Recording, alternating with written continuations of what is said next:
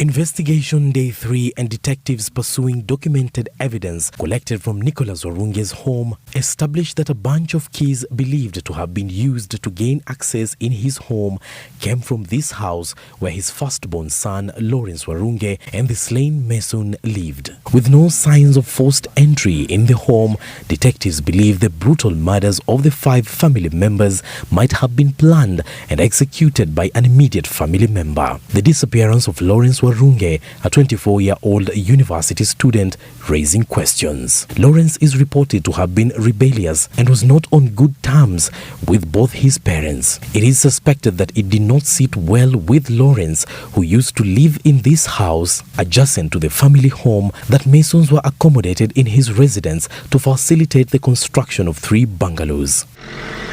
In December, Lawrence is reported to have presented himself at Rueno police station along Limuru Road, accusing his mother Anne Njoroge of witchcraft, accusations that are said to have been downplayed after Mrs. Warunge was summoned to the station.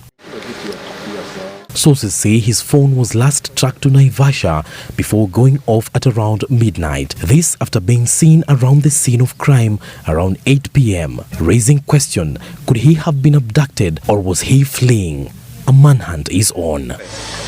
At the Directorate of Criminal Investigations headquarters, detectives questioned Stephen Jehu, the surviving Mason who was the first to notice something was amiss when he came back to this house at 8:30 p.m. Tuesday night. He is reported to have told detectives that he took off and disappeared into this thicket next to the home when he noticed that the attackers were still around and making their way towards him. The other one to be questioned was Warunge's brother-in-law, the first person Jehu called to tell the news on the slain Mason James Kinyanjui's death. He says his efforts to reach Warunge and his sister were futile. Their phones went through but no one picked. The phones which were recovered at the scene of crime, however, went off after some time. Detectives are analyzing the gadgets. Director of Criminal Investigations George Kinoti now says it is no longer a mystery and it is a matter of time before the suspects are apprehended. Nicholas Njoroge Warunge was Tuesday night murdered alongside his wife Anne Njoroge Warunge, their last-born son Christian Njenga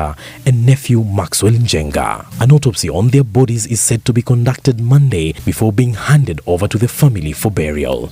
Hassan Mugambi, Citizen TV.